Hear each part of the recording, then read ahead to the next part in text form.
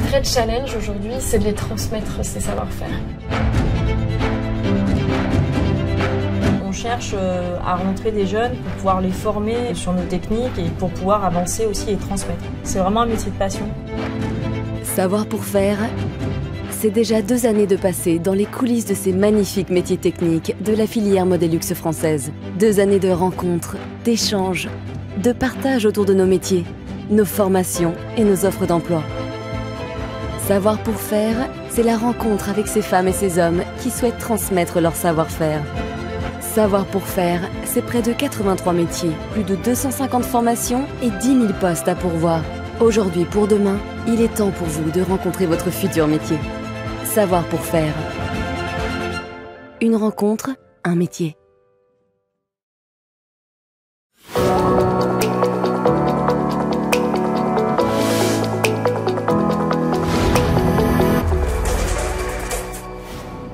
Bonjour à tous et bienvenue dans l'Étudiante TV. Je suis ravie d'être avec vous aujourd'hui. Alors tout de suite, on va s'intéresser à un univers qui fait rêver, c'est la mode et le luxe. Mais vous allez le voir, c'est pas un univers inaccessible comme on pourrait le penser, puisque la filière mode et luxe recrute. Et pour en parler, je suis avec Agnès Etameyesco. Bonjour Agnès. Bonjour tout le monde. Merci d'être avec nous aujourd'hui. Merci de m'accueillir. Donc vous êtes coordinatrice du projet sur la campagne Savoir pour faire. Exactement, tout à fait. C'est une campagne qui a été lancée en 2019 pour former et recruter des gens dans les métiers techniques de nos filières. Ok, est-ce que vous pouvez nous parler de cette filière justement mode et luxe en 3 points? C'est tout de suite dans le qui est-ce.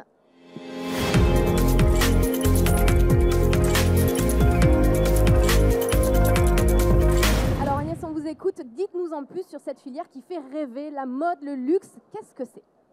Alors la filière déjà, c'est plus de 10 000 recrutements par an.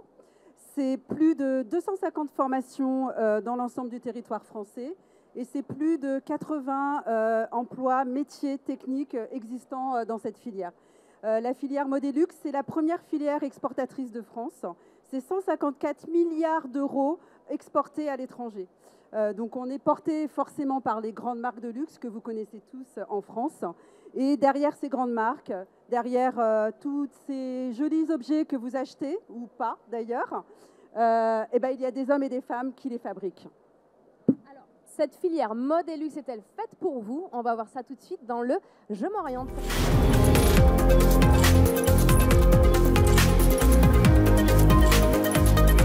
Alors concrètement, qu'est-ce qu'il y a comme métier dans cette filière mode et luxe, Agnès? Alors, il y a des métiers, alors évidemment, il y a les premiers métiers que vous connaissez qui sont les métiers de vendeurs, etc., démonstrateurs. Mais derrière, justement, comme je vous disais, derrière tous ces objets, il y a des femmes et des hommes qui fabriquent.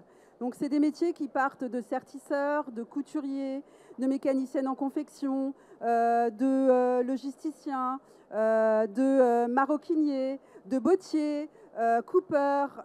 Il y a énormément de métiers en fait très très accessibles à tout le monde et qui sont très peu connus par les lycéens et les collégiens parce que c'est vrai que c'est des métiers qu'on pense inaccessibles mais qui sont très ouverts à tout le monde. Vous parliez de 9 filières, si je ne m'abuse. Est-ce Oui. que vous pouvez nous les citer, s'il vous plaît? Oui, donc dans la filière mode et luxe, il y a 9 filières. Donc la première filière, c'est les arts de la table. Donc dans les arts de la table, vous avez tous les gens qui vont travailler la porcelaine, créer en fait les verres, les couverts, les plats, etc. Vous avez le textile. Donc le textile, c'est tous les tissus que vous portez, que ce soit des tissus qu'on appelle tramés ou des tissus tricotés. Il y a des machines exprès et tous les gens qui travaillent dessus. La filière couture et habillement, donc ça c'est une filière dans laquelle vous allez retrouver tous les gens qui vont fabriquer en Made in France. Après vous avez la filière maroquinerie, donc dans laquelle vous allez trouver tous les gens qui vont fabriquer sacs, petits porte-monnaies, bagageries, etc. Vous avez la filière chaussures, dans laquelle évidemment vous allez fabriquer tout ce qui est bottes, chaussures, baskets. Et vous avez la filière bijouterie, orfèvrerie, perles et bijoux de mode, fantaisie, dans laquelle là, vous allez retrouver des gens qui vont travailler le sertissage, le polissage, la création 3D, la conception 3D, bien entendu.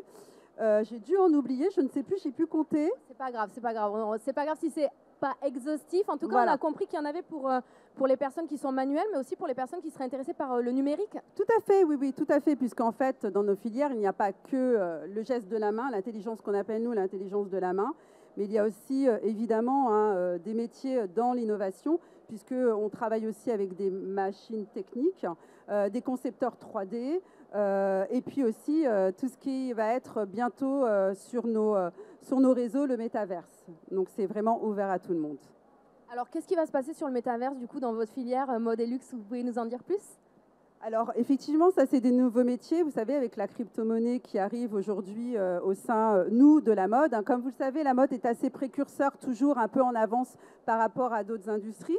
Donc là, l'idée, c'est déjà en fait, d'avoir fait des défilés dans lesquels, en fait, vous pouvez, avec des casques, rentrer dans le défilé et sélectionner, en fait, des robes qui sont tout à fait numériques, que vous achetez, en fait, en crypto-monnaie, tout simplement. Et donc ça, c'est des choses qui vont se développer dans le futur. Pour l'instant, c'est un peu les premières prémices, mais c'est des choses qui vont se développer dans le futur suite à la monnaie qui s'appelle la monnaie numérique.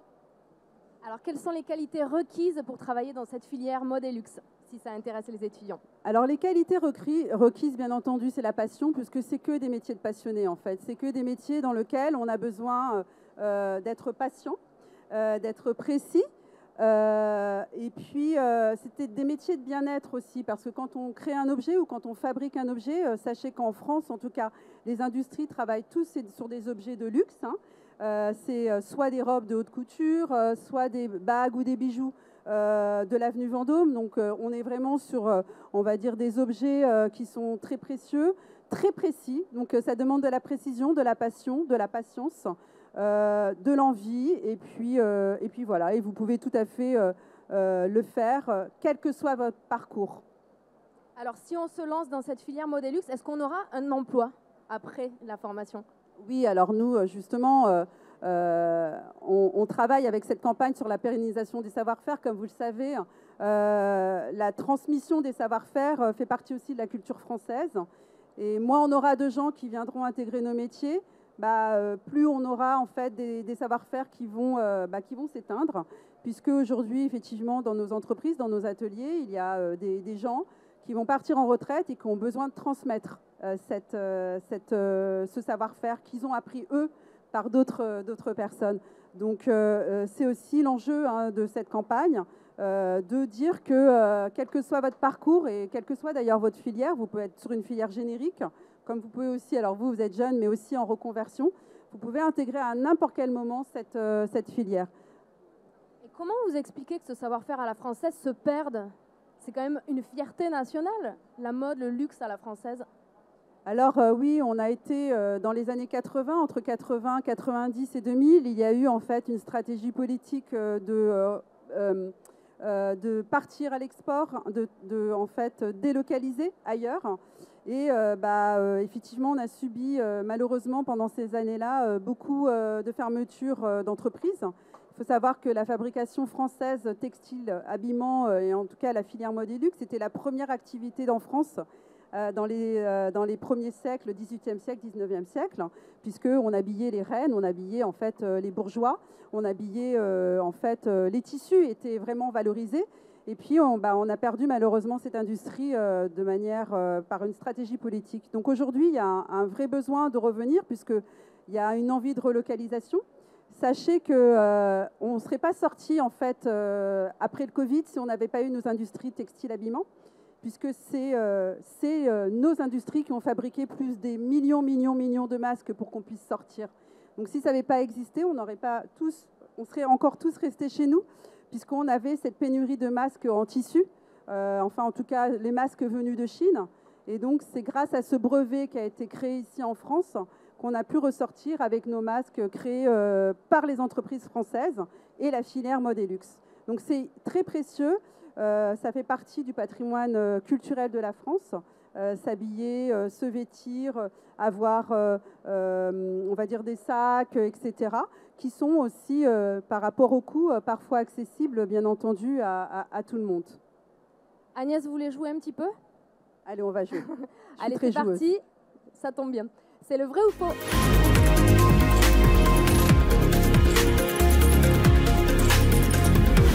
Agnès, vrai ou faux, la filière mode et luxe, c'est 95% de femmes? Alors, c'est faux. Alors, la filière mode et luxe, bien entendu, on a beaucoup de femmes. C'est une filière un peu féministe, on va dire. Non, je rigole. Mais en tout cas, effectivement, il y a beaucoup de femmes dans notre filière. En revanche, elle est complètement ouverte aux hommes, bien entendu, puisque l'enjeu, c'est d'intégrer tout le monde. On peut avoir des couturiers comme des couturières, on peut avoir des sertisseurs comme des sertisseuses. Voilà, c'est vraiment ouvert à tout le monde. On est une filière quand même très ouverte à tous, qu'on soit dans n'importe quel parcours, qu'on soit de n'importe quel niveau social et qu'on soit, on va dire, de n'importe quelle sensibilité. On est une filière très ouverte. En fait, je pense qu'on est, quand on voit les créateurs, etc., c'est vraiment très inclusif comme filière. Donc, n'importe quel parcours, n'importe d'où vous êtes, vous pouvez être intégré. Agnès, vrai ou faux, toutes les écoles de mode sont privées? Alors ça, c'est très faux. Ça, c'est vraiment très faux. C'est-à-dire qu'en fait, vous avez des lycées professionnels gratuits. Il suffit d'aller en fait sur notre site Savoir pour faire et vous avez en fonction des filières tous les lycées professionnels. Ça commence du CAP au bac professionnel jusqu'au BTS et tout ça c'est gratuit. Il y a beaucoup de lycées dans la France qui sont gratuites, des BTS qui sont gratuits. Après, vous avez bien entendu des écoles qui sont payantes ou semi-payantes. Vous pouvez avoir aussi des bourses. Mais il faut vraiment enlever ça de la tête. Il y a des écoles gratuites, publiques en France, dans lesquelles vous pouvez vous intégrer pour entrer dans nos filières. Alors, je suis allée faire un tour sur votre site Savoir pour faire. Vrai ou faux, en ce moment-là, il y a plus de 20 offres d'emploi? Non, c'est faux. Sur notre site, aujourd'hui, on a plus de 100 offres d'emploi répertoriées. Donc, en fait, c'est une filière qui recrute 10 000 personnes par an. C'est des CDI à la clé, attention, puisqu'en fait, on a des métiers périns. À partir du moment où l'entreprise arrive à intégrer un jeune et le forme, elle a vraiment envie de le conserver. Donc, vous pouvez faire toute votre carrière dans nos entreprises, dans nos artisans, avec nos artisans. Vous pouvez bien entendu évoluer, puisqu'il y a des plans de carrière évolutifs. Donc, c'est tout à fait séduisant. Vous ne serez jamais, très rarement pris en CDD. C'est vraiment des CDI à la clé. Okay, c'est rassurant pour les étudiants. Bien entendu. Alors, vrai ou faux, sur votre site, donc toujours le site de Savoir pour faire, on peut trouver des offres d'emploi de Chanel, de Vuitton. Vrai ou faux? Oui, c'est vrai. Puisque ça les aide aussi à trouver des gens pour intégrer, puisque, comme vous le savez, ils ont aussi leurs propres ateliers dans la France. Hermès a ses propres ateliers, Louis Vuitton aussi. Et donc, ça les aide aussi à répertorier, à recruter aussi leurs propres effectifs pour leurs usines. Donc, oui, bien entendu, dans la filière mode et luxe, on est porté par ces entreprises qui sont aussi partie prenante de cette campagne. Merci Agnès. Alors, tout de suite, on passe à la 4e partie de l'émission, c'est le truc en plus.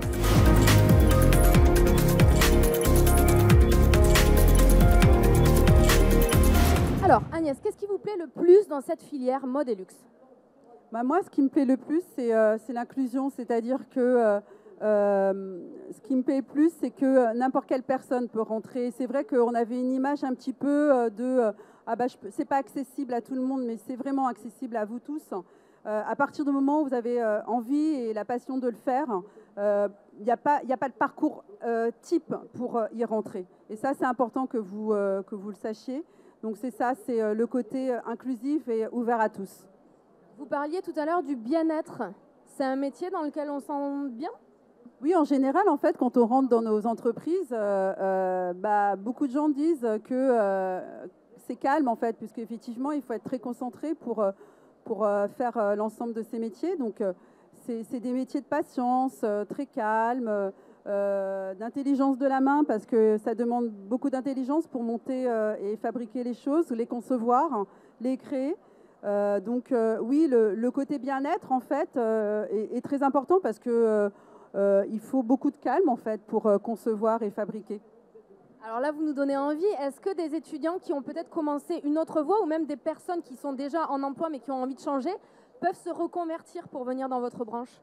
Oui, tout à fait. En fait, on a créé un guide d'orientation que vous allez pareil, vous allez retrouver sur le site internet. Et vous allez voir un peu tous les parcours. Vous pouvez tout à fait commencer dans une filière. Par exemple, on a une jeune fille, moi j'avais rencontré une jeune fille qui avait fait des études d'aéronautique pour devenir pilote et qui finalement s'est dit, bah non, ça ne me plaît pas, je vais passer un CAP bijouterie. Donc vraiment, c'est ouvert à n'importe quel âge. On peut aussi se dire qu'à 40 ans, bah, on a envie de quelque chose d'un petit peu plus calme, d'un petit peu plus travaillé. Et on peut passer un CQP dans notre filière ou repasser un CAP au travers des organisations, des organismes. Pôle emploi aussi aide beaucoup pour intégrer aussi cette filière. Donc, il y a beaucoup de chemin pour y arriver finalement, pour y accéder. Alors quand vous parlez de CQP, de CAP, je ne sais pas la durée d'un CAP, je sais que CQP c'est une saison à peu près, c'est de septembre à mai. Donc en moins d'1 an, on peut se former, et se reconvertir. Oui, tout à fait, parce qu'en fait, par exemple, quand on passe un CQP, bah, après on est intégré dans l'entreprise, on passe une formation. Même quand on passe avec le Pôle emploi, on a une formation de 2-3 mois. Donc, et puis après, c'est tout à fait libre de choisir ou pas finalement. Oui, et même en initial, il n'y a pas de, en fait, il n'y a pas de chemin finalement en vrai pour revenir sur la filière. Sur le site, vous trouverez des déclics d'un jeune, par exemple, qui était dans la finance, qui est allé à Singapour, qui était trader et qui finalement, au moment du Covid, s'est dit j'ai envie de quelque chose de plus proche de ce que j'ai envie. Et il avait une maman couturière et il est parti, en fait, Pôle emploi l'a beaucoup aidé. Il a demandé à Pôle emploi une formation qui a été financée et il a intégré une de nos entreprises à Troyes qui s'appelle l'Atelier d'Ariane. Et ce garçon-là s'appelle Hakim et en fait, il est extrêmement heureux parce qu'il fait des choses qu'il aime finalement beaucoup plus et qui sont beaucoup plus proches de sa personnalité finalement. Donc il faut vraiment s'écouter. Je sais que beaucoup de parents ont envie que leurs enfants soient ingénieurs ou médecins ou avocats, mais on peut très bien avoir des parcours où on gagne extrêmement bien sa vie et surtout qu'ils soient proches de nos envies et de nos passions. Ça, c'est extrêmement important. Justement, si vous avez envie de vous lancer dans cette filière mode et luxe, comment faire? On voit ça dans le En pratique.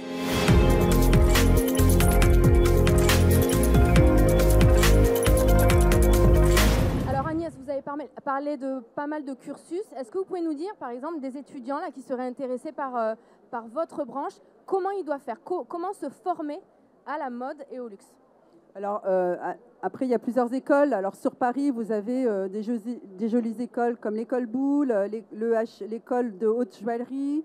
Vous avez l'école Boulle qui est gratuite, hein, je répète, parce qu'on a toujours l'impression... vous avez aussi le lycée Élisa Lemonnier. Vous avez beaucoup de lycées publics que vous pouvez intégrer. Et puis après, vous avez aussi des écoles qui peuvent être privées, aidées aussi, qui sont l'IFM, l'Institut français de la mode, dans lequel vous pouvez faire ce parcours-là, dans lequel vous avez aussi une formation pour être prototypiste, modéliste, et puis aller en MBA, en master. Donc vous avez beaucoup d'écoles en fait en initiale après le bac. Comme je vous ai dit tout à l'heure, sur ce site Savoir pour faire, qui a été justement fait pour répertorier et vous aider à vous orienter, vous avez par région et par filière, horlogerie, bijoux, couture, textile. Vous allez pouvoir trouver en fait l'ensemble des établissements. Donc c'est vrai que c'est un site qu'on a créé pour vous, pour bien vous orienter si vous avez fait le choix d'intégrer nos filières. Donc en gros, on peut se former à Paris, en province. Il y a des écoles gratuites, donc ça c'est bon à savoir. Donc vous avez d'autres informations à nous communiquer sur le côté vraiment pratico-pratique pour les étudiants? Après, en général, ce qui est important, c'est, nous on enjoint aussi beaucoup d'essayer de faire de l'alternance ou faire des stages. Parce que entre la théorie et la pratique dans les ateliers, il y a beaucoup de différences. Et en général, c'est vrai que c'est intéressant aussi d'intégrer la filière par l'alternance parce qu'on est 2 ans dans un atelier. Soit on est modéliste, soit effectivement on est certisseur, soit on est horloger.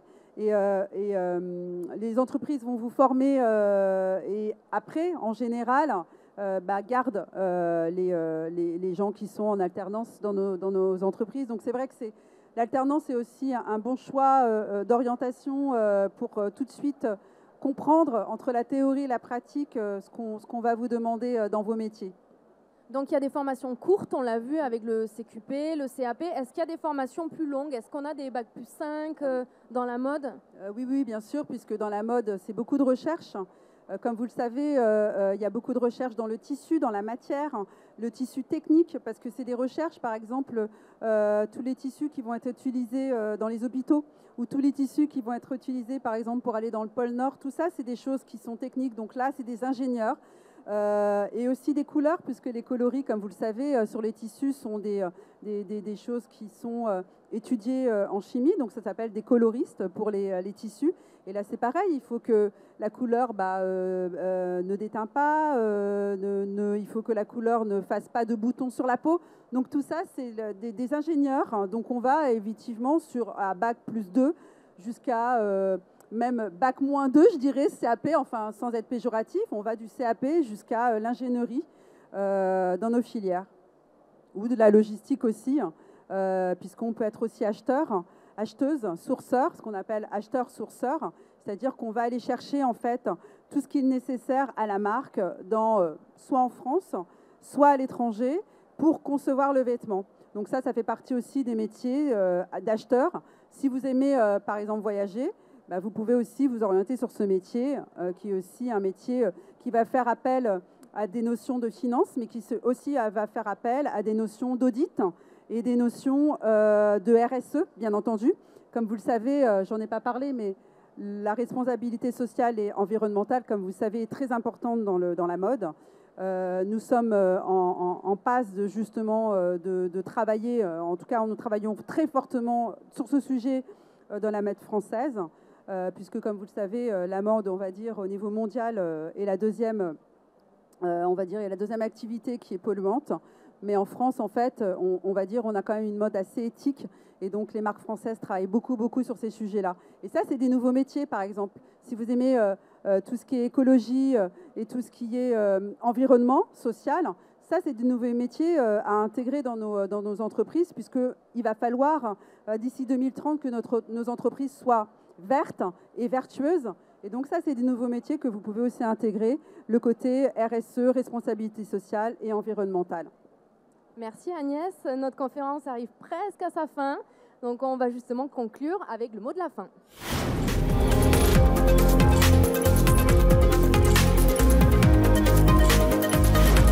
Alors Agnès, je vous laisse le mot de la fin. Vous pouvez vous adresser aux étudiants si vous le souhaitez.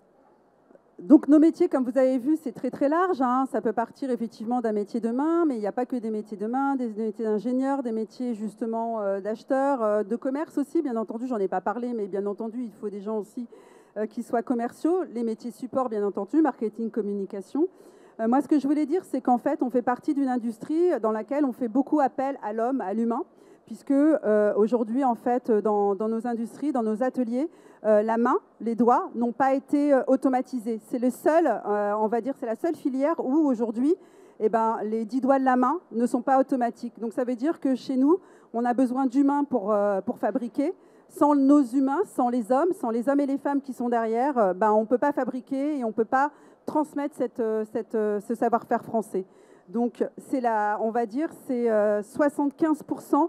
On va dire des charges de structure d'une entreprise, l'homme et les femmes qui sont à l'intérieur de nos entreprises.